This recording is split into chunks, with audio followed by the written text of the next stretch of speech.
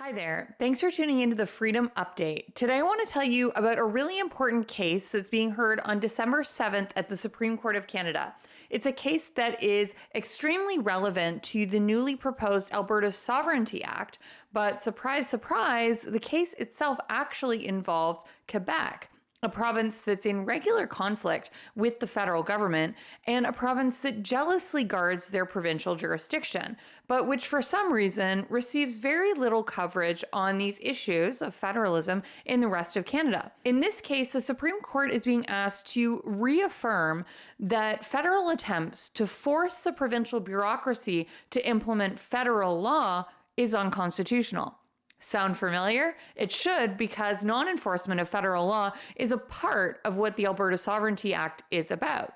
And this Quebec case that you've probably never heard about is going to have big implications for that proposed Alberta law. I can't wait to tell you all about it.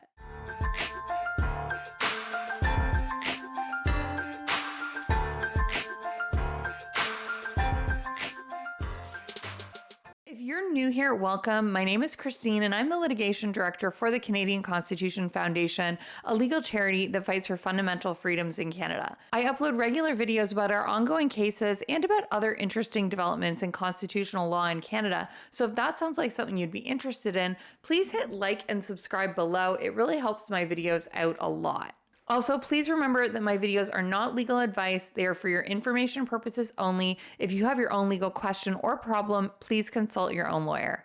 So the Supreme Court of Canada is hearing a case called A Reference Regarding an Act Respecting First Nations, Inuit and Metis Children, Youth and Families. The case is also known as Attorney General of Quebec versus Attorney General of Canada. In this reference case, the Attorney General of Quebec has challenged the constitutionality of portions of this piece of legislation, this federal legislation called an Act Respecting First Nations, Inuit and Metis Children, Youth and Families. Now, broadly speaking, this federal legislation does two things. First, it establishes what you might call national standards for Indigenous child and family services.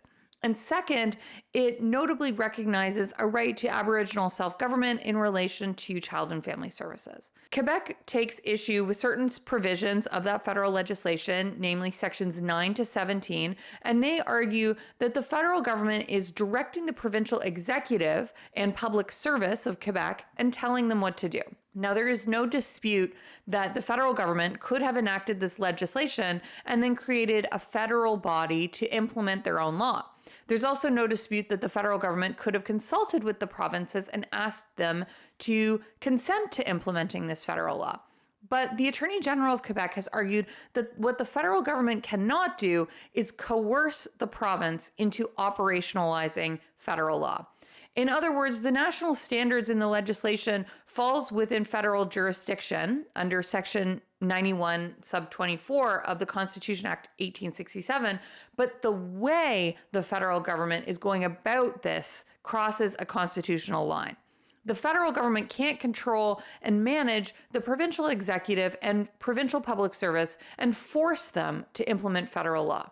The federal government is trying to use this approach instead of creating their own body because, they know that the provinces have special expertise in delivering child and family services.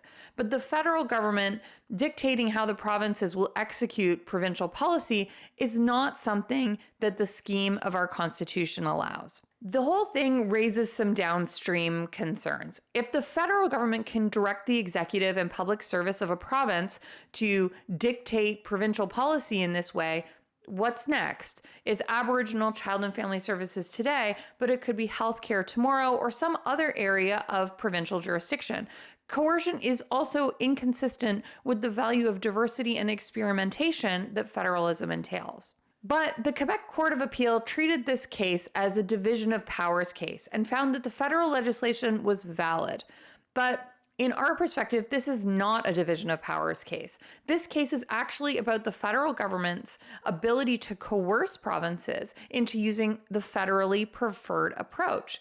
In other words, the federal government may adopt a law, but who must execute it? The Supreme Court has never been faced with a case like this before. Now, it's been faced with cases of interdelegation, but all of those cases imply that the federal executive consents to the implementation of provincial laws. While there is a lot to criticize in the existing federalism case law, this type of coercion has never been directly endorsed by the Supreme Court of Canada, and this is an opportunity for organizations like ours, the Canadian Constitution Foundation, to intervene to ensure that they don't take that step and permanently alter our federal system, more than they already have. So we have been granted intervener status in this case, and we are taking no position on the actual subject matter of the act.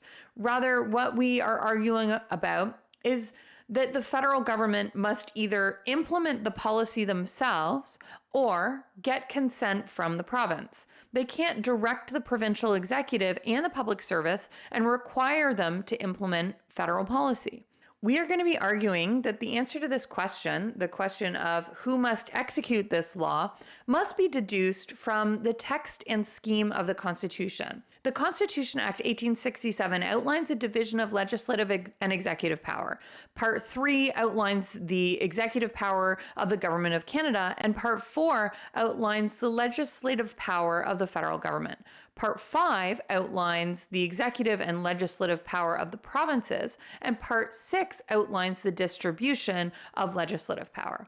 In other words, while most federalism disputes focus on the division of legislative power, it's often forgotten that the Constitution Act 1867 also outlines a division of executive power.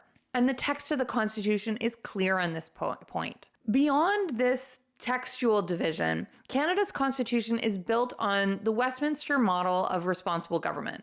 This means the executive is accountable to the legislature, and in a federal system, this means that the federal executive is accountable to the federal parliament, and the provincial executive is accountable to the provincial legislatures.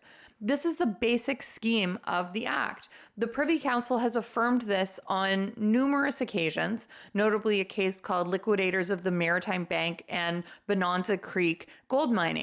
And in the secession reference, the Supreme Court reaffirmed this basic structure of Canadian federalism and the traditional lines of accountability that underlie it. More importantly, coercion is not permitted because it goes against the very idea of federalism and the notion that both orders of government are sovereign. It distorts the purpose of our constitutional structure, which is to encourage diversity and experimentation. Having the federal government dictate provincial policy and direct the provincial public service goes against this basic structure. You can watch the hearing live. It's taking place on December 7th and 8th, and I'm going to put a link to it in the description below. Our appearance itself as an intervener is going to take place on December 8th.